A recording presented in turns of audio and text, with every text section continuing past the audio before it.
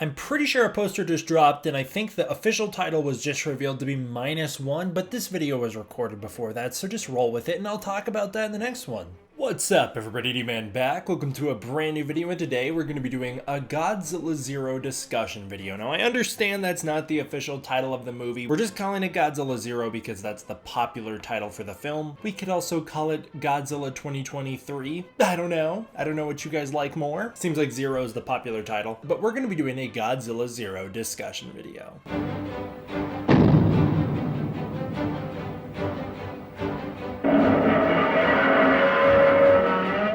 Okay, alright, let's get into it.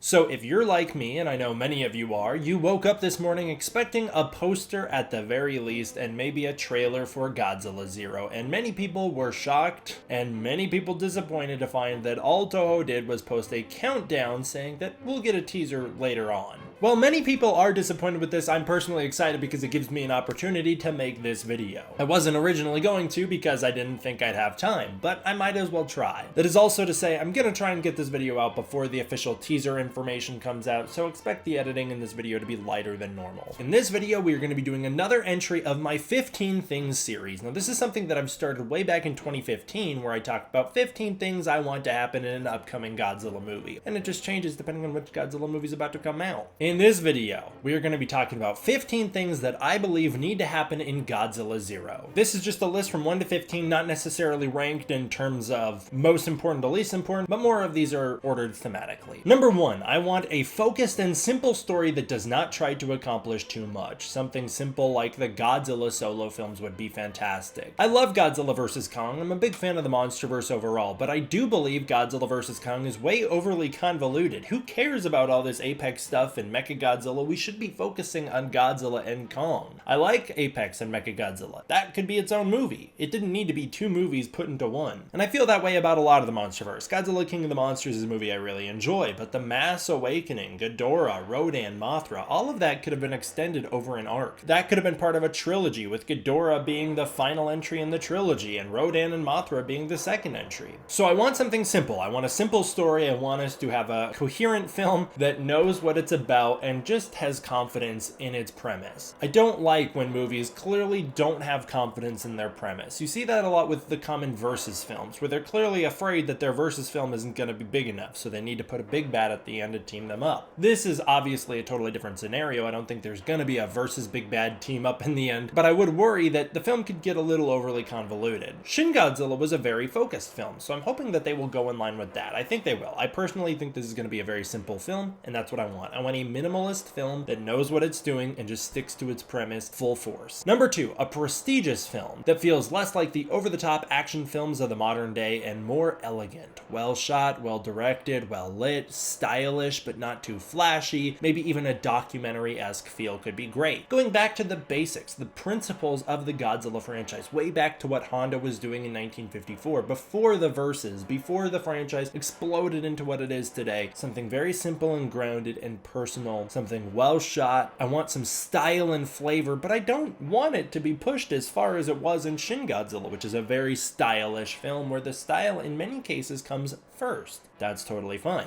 I think Shin Godzilla is one of those films that takes style and substance and smashes them together in a perfect blend. And I hope this film does too, but I would like this film to go a little more substance heavy and a little less on the style. Like I said, I would really like it to be a minimalist film. As I said in my last Godzilla Zero video, I learned about this film a couple years ago, and when I was originally told about it, the way it was pitched to me, this is not the way it was pitched to the studio, I'm sure. Maybe it was, I don't know. It was pitched to me this way by someone who had just a very limited understanding of what the movie was going to be, someone who was just vaguely aware of it. I'm not going to name them because I don't want to get anybody in trouble. It was explained to me that maybe Toho was working on the film that Honda couldn't make back in the day. The movie that he would have if he could, but he couldn't quite make. Now we live in a world where the censorship of the United States occupation does not weigh on Japan, and they can talk freely about what happened in the war, and they have a lot of perspective now that they didn't have back then. The movie that Honda would have made if he felt free to express his themes and ideals as he wanted to. Now, that's not to say Honda didn't make a movie he wanted to make. It seems he was super proud of it, and he should be because it's a masterpiece. But if he had a little more freedom and ability to express himself using modern technology and without the modern restrictions, he might have done some things differently. That's the way this was pitched to me. So again, going back to a more Honda-styled film would be very, very, very appreciated for me. I want this movie to have a serious tone, not like the comic booky style of the MonsterVerse, but something heavy and weighty like Godzilla 1954, 84, or even 2014 to a degree. I want the film to be serious and dramatic and to really have an emphasis on the consequences of the actions that happen within it. I don't want the film to have over-the-top craziness. I don't want the film to have all this humor injected into it. I'm okay with a sense of humor. I mean, Godzilla Raids Again is a movie I would describe as a very serious, weight-heavy film that still has humor. I would like something a little more well-executed than Godzilla Raids Again, which I think missed the mark. But that's not to say that this movie has to be devoid of life. I just want something that takes itself seriously. I want something that's more grounded. You know, many people are very sick of the very realistic, grounded films, and that's totally fine. I get why you might be, but we've got the MonsterVerse. The MonsterVerse, with every entry, has decided to go, oh, what if we just didn't do what we originally set up to do? And they have taken it in a direction to where we are just as silly as we were in the Showa era. Well, hey, now we're starting fresh again. You can go back to basics and take yourself very seriously. The next thing I want playing into that is realism. The film should play it straight and grounded, nothing over the top. Even Shin Godzilla, I would say, is over the top. Shin Godzilla's got the whole mechanic where Godzilla's body evolves over the course of the film, and it's very silly in many ways. It looks silly, it's a weird thing to do. And beyond that, Godzilla's shooting lasers out of his back and his tail, and it's like, what is happening at times in that movie? The trains, when they explode on Godzilla, like crawl up his body. It's all fine. I love Shin Godzilla. It's one of my favorite movies. But it took me off guard when I first saw it, how silly the film was at times, and that works within the context of that movie. I don't want that to be in this film. I want this film to go back to the 54-84 style of the furthest we go in terms of suspension of disbelief is just saying that a creature of this size can exist and walk around and can breathe atomic breath. That's as far as we push our suspension of disbelief, and the rest of the movie takes itself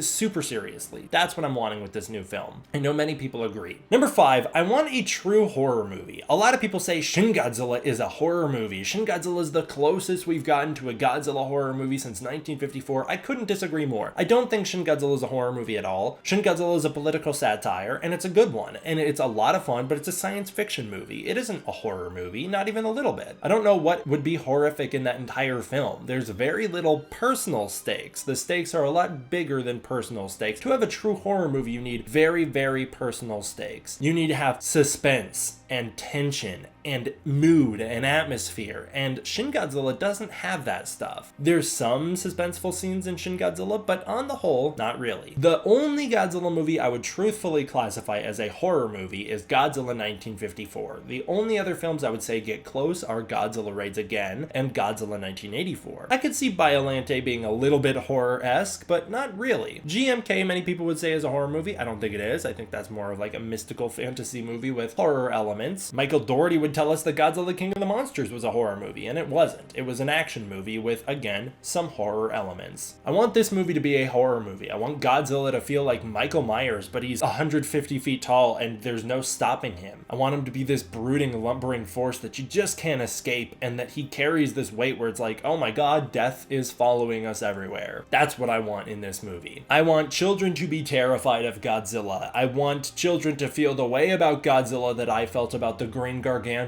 where I worried every night that he was gonna find me and eat me out of my bedroom. I want children to feel that Godzilla could at any moment stomp them into pieces and obliterate their families.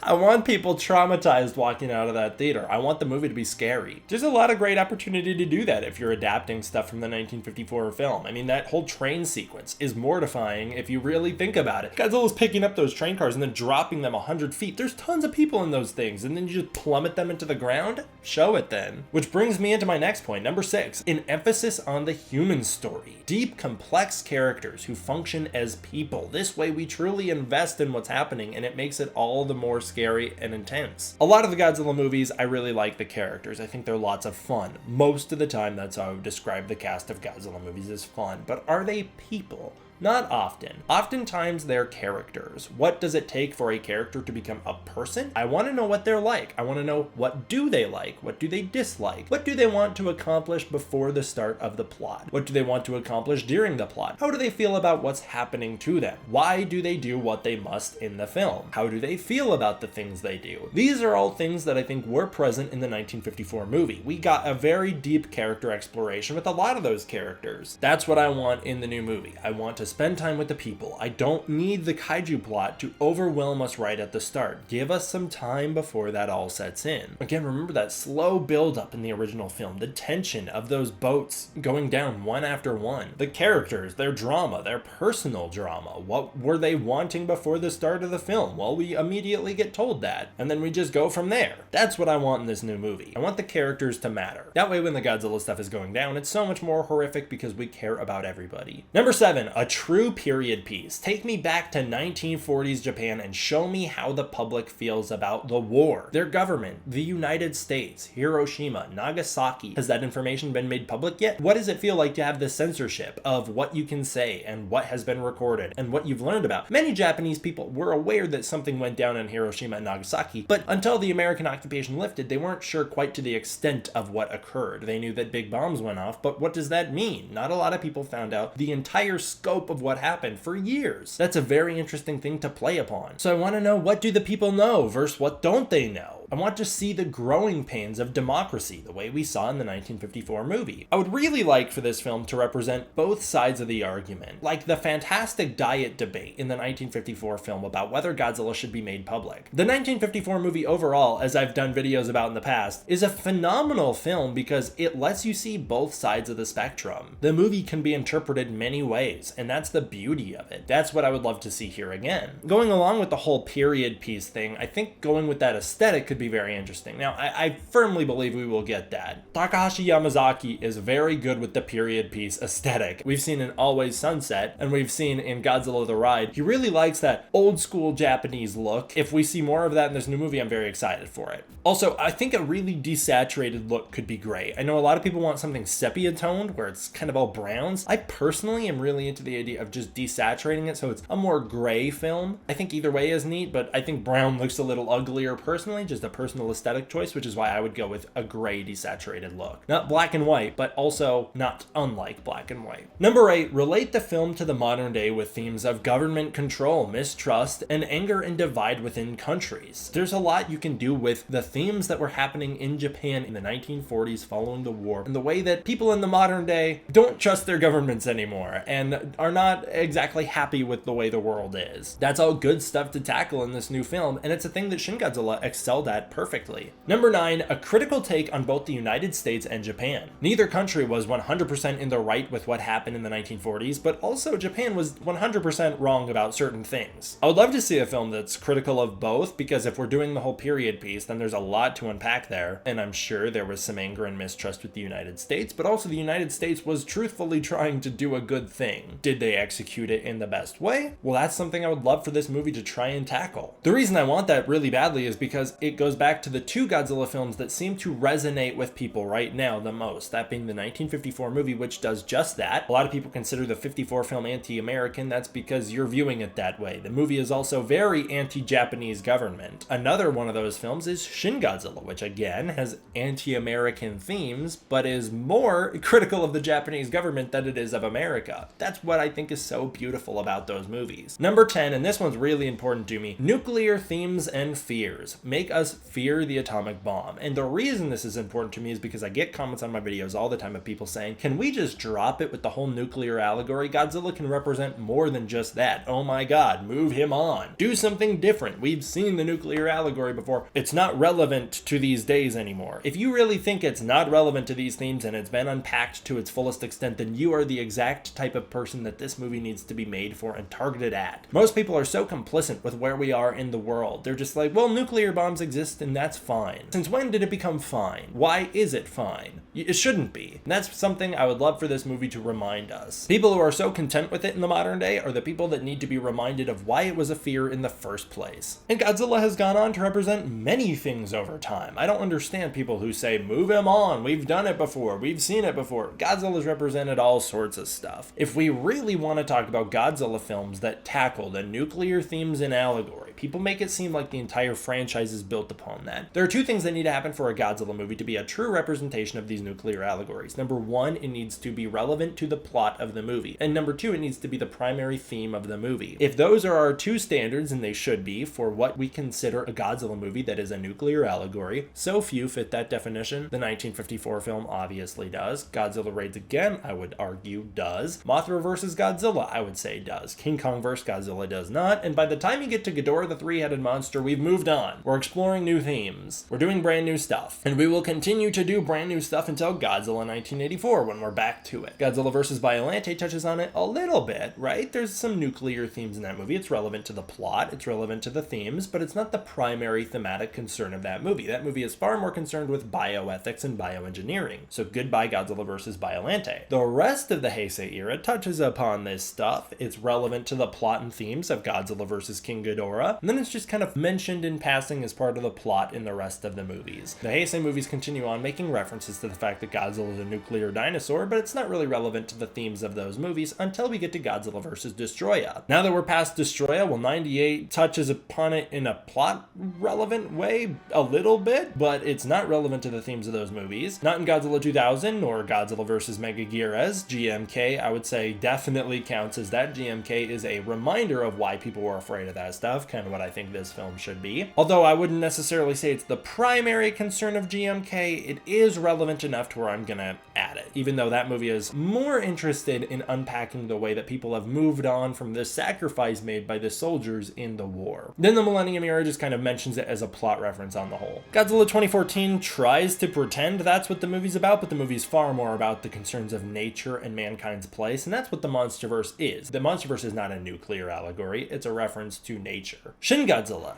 Some people would consider Shin Godzilla a nuclear allegory, others use it as a perfect example of how you don't have to do the nuclear allegory anymore. Shin Godzilla touches upon the nuclear themes, it is relevant to the plot, but it's not the primary thematic concern of that movie, which is far more interested in being a political satire, so I'm not going to count it. That leaves us with maybe 7 Godzilla films that have that theme. Maybe. And I'm being pretty loose with some of these. 7 out of over 30 Godzilla films. Not even 1/3 of the Godzilla films deal with these themes, so I don't totally understand when people say, it's done, it's over, we've done it, oh my god, we've run it into the ground. We really haven't. Going along with those nuclear themes, I want my guy back. Number 11. Dr. Serizawa with the eye patch, thank you very much, and the Oxygen Destroyer. I want them to be back. Now, a lot of people say we don't need the fan service. I tweeted that out the other day that I want them back, and people said, we don't need it. We don't need the fan service. Well, then don't make it fan service. You don't have to add something in as a reference to an old thing just to be a reference. You can do it as a loving tribute and then actually have it be important. That's what they should do. I don't want the Oxygen Destroyer to be a cameo. I want it to be Oppenheimer. I want this movie to be Oppenheimer. You know, the Oppenheimer movie coming out, the way that Nolan's like, man, this movie's gonna make you feel bad. It's gonna make you sympathize with the atomic bomb and criticize the atomic bomb. Perfect. That's what the original Godzilla did. I would love for this movie to be a double whammy with Oppenheimer, where they're both tackling similar themes in different ways. That would be perfect. It would be a great way to remind people how scary of a world we live in. Oh my god, it's terrifying to think about. Maybe that's why many people don't want to think about it, but that's exactly why they need to. Number 12, and this one's gonna be my biggest controversial take of the video, I believe.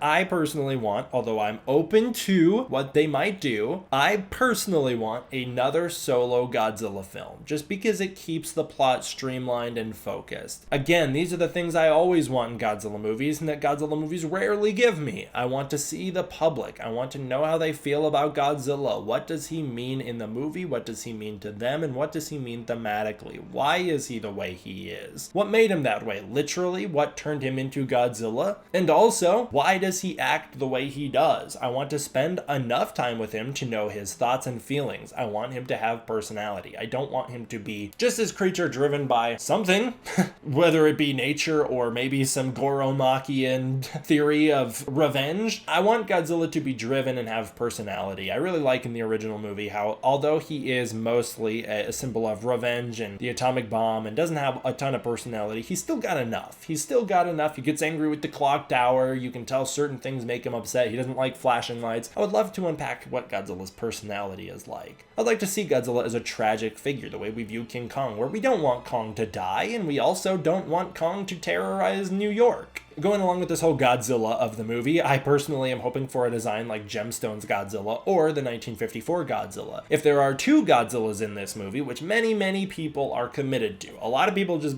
are like, well, we're 100% on board with the potential rumors of this movie. A lot of people are taking those rumors as fact, which is fine. Maybe we'll be proven right later in the day. Maybe they'll be proven wrong. I don't know. But if they are holding any weight, I'd love for the second Godzilla in this movie to look like the concept design for the 1954 film with the fish scales and the flappy tail and the big ears and that lizard tongue. I'd love to see him be something very classic. I think that'd be great. And if there are multiple Godzillas in this film, or even if there aren't, we could add them, because what I think would be a fantastic sequence in this movie right off the bat, I don't know what bomb is going to create the Godzilla of this movie, whether it be Hiroshima or Nagasaki. Those would be a little difficult because why is Godzilla in a city? Or is it a nuclear test in the South Pacific? Maybe the film opens with the atomic bombings of Hiroshima and Nagasaki, or something to do with those bombs. And then we jump forward in time, because of course the film will take place between 1945 and 1947. And as early as 1946, the United States started detonating nuclear weapons in the South Pacific. Maybe one of those wakes up Godzilla. It doesn't need to be the Castle Bravo bomb of 1954. It could be something else. I think it'd be really neat if we go back to that art from Tomoyuki Tanaka's book, the producer of the original Godzilla. When he wrote a book, there was some art released from it, and it featured Godzilla's original den, a den of Godzillas living peacefully before the explosion. Of course, in canon, only two survived that bomb, one being the monster that terrorized Japan in 1954, and the other that showed up in 1955 and then continued on from there. I think it'd be great to start out with a scene of those Godzillas swimming around, living peacefully, and then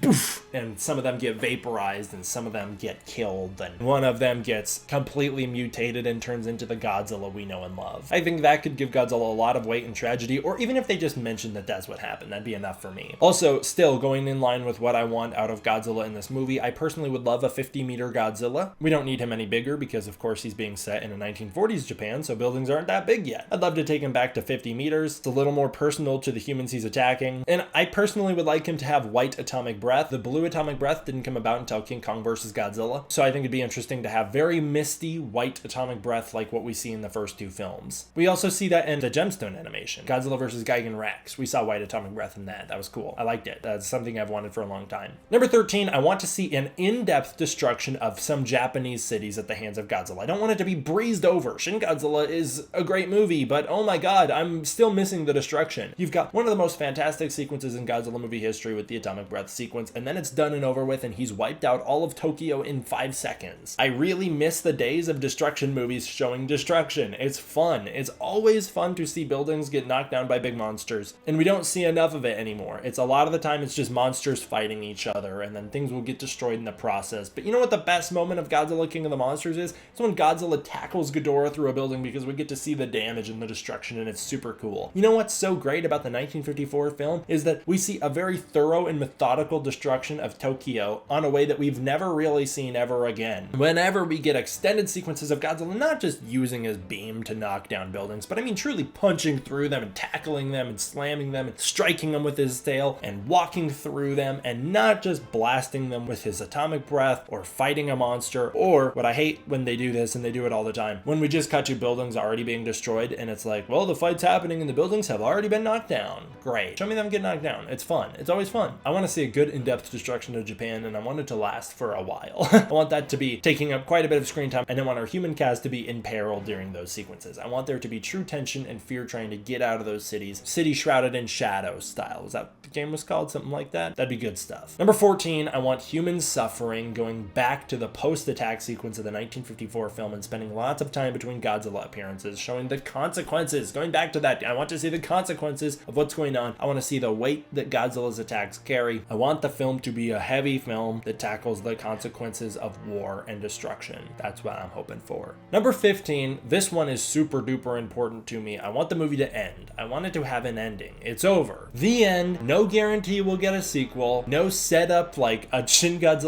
tale where we're all begging to see what happens next, and they're just more of doing that as a thematic ending rather than as a setup for anything. And then you go, why did you put it in there if you're not going to capitalize on it? You're teasing me, and you'll be teasing me for human history because you're never going to do a sequel. I want there to be enough of a setup to where they could have more stories, so there could be things that they could build upon in a future sequel. You know, the way that the original film ends with that iconic line from Yamane, if we keep testing nuclear weapons, maybe another Godzilla could appear, something like that. But we don't need to see him appear. We don't need it. GMK has a good ending where it's like Godzilla's heart lives, so Godzilla could come back someday, but the movie's done and over. Godzilla's defeated. I'd like an ending that's solid and conclusive, and we don't need anything else, but there could be something else. That's what I want. I want a good story, well told, that ends. And you know what else I want in line with that is a hopeful ending. I don't want it to be a big, heavy, sad ending where it's like, well, humanity's doomed and there's no hope for us. The thing that I love so much about Shin Ultraman and Shin Godzilla to a degree and Shin Kamen Rider, Shin Godzilla is a bit more pessimistic than either of the other two Shin movies, but Shin Kamen Rider and Shin Ultraman, both of those have really, really hopeful endings where it's like there's still hope for humanity and there's still hope for the future. And I would love for this film to end on a somber yet hopeful note. Very similar to the way that the 1954 film ends on a somber but semi-hopeful note. I'd like something a little more uplifting than that because I think humanity needs hope right now, really badly. That's what I want at the end of this movie. And then number 16, this is a bonus. I want Akira Ifukube's music back. The reason I put this as a bonus is because I'm pretty sure it's just going to happen. Yamazaki has used the Ifukube music before, and I think he'll continue to use it. That's my hope. I want Ifukube's music back. I don't just want Godzilla's theme, but I want to expand upon other themes that Ifukube has written, and I don't just want to reuse tracks from the original movie. I want to revamp and reuse the score, but redo it for this new movie. I think that'd be great. And this one's a really important one. I don't know if they're going to do it, but they really need to do it.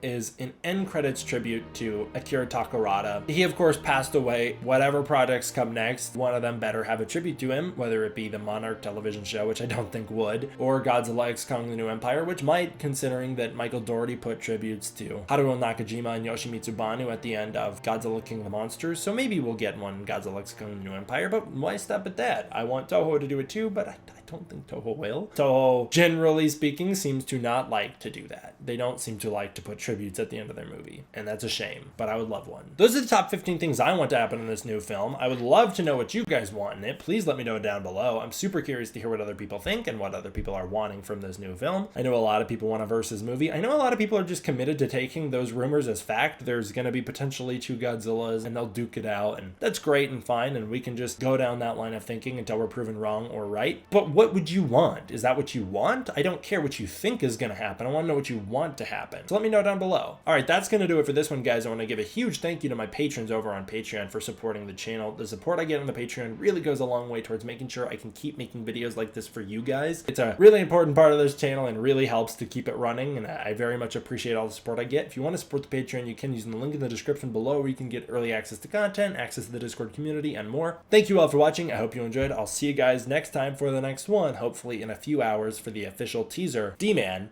out.